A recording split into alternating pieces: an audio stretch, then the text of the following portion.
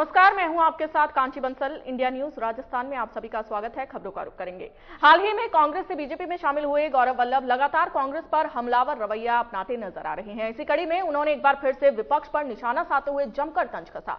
उन्होंने कहा कि कांग्रेस दिन रात अडानी और अंबानी की आलोचना करती रही है। मैंने कई बार कांग्रेस के वरिष्ठ नेताओं से कहा भी था कि हमें देश के धन सृजनकर्ताओं की आलोचना करना बंद करना होगा। वहीं उन्होंने कहा कि कांग्रेस सनातन राम मंदिर की आलोचना करती रही है। उन्होंने लोकसभा चुनाव समेत कई मुद्दों को लेकर क्या कुछ कहा, आपको सुनवाते हैं। मैं सिर्फ एक चीज आपको कहूंगा कि राजस्थान में 25-0 में तो किसी को कोई डाउट ही नहीं है, पर जो मार्जिन्स है वो पिछली बार से लगभग 25 से 30% बढ़ेगी। जो पिछली बार 6-6, 5-5 लाख, जैसे जयपुर में हम खड़े हैं अभी, तो 5 लाख, 5.5 लाख से जयपुर की सीट भारतीय जनता पार्टी ने जीती, तो इस बार 25% और बढ़त होगी उस मार्जिन में, जीत की मार्जिन में। बाकी यहाँ पर आप किसी से भी पूछ लीजिए, राजस्थान का नतीजा राजस्थान के लोगों ने ऑलरेडी डिसाइड कर चुके हैं, 25-0। हालात ये है राजस्थान में तो कि कांग्रेस को कैंडिडेट नहीं मिले। कोई कैंडिडेट को टिकट दिया, वो भग गया, वो कह रहा मैं विदेश में हूं। दूसरा कैंडिडेट को पकड़ के लाए कि भाई, दूसरा कैंडिडेट जो है वो कह रहा है मुझे पता है मैं हारूंगा पर मेरे ऊपर प्रेशर है। तीसरा कैंडिडेट कह रहा है कि मेरे से टिकट ले लो। चौथा कैंडिडेट कह रहा है लोकसभा क्षेत्र अलायंस को दे दिया, क्योंकि कैंडिडेट ही नहीं है।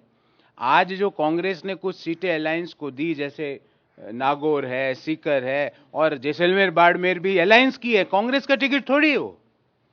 क्यों है? क्योंकि कांग्रेस के पास वहां कैंडिडेट ही नहीं है।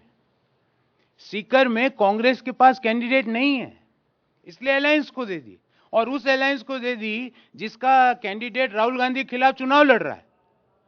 ये देश को कांग्रेस के लोग देश को मूर्ख मानते हैं, मतदाताओं को मूर्ख मानते हैं। क्या आप मूर्ख मानते हैं? एक तरफ तो एक पार्टी राहुल गांधी के खिलाफ चुनाव लड़ रही है, उसको सीट दे दी सीकर की, दूसरी सीट दे दी नागौर की, क्योंकि वहां कैंडिडेट ही नहीं है।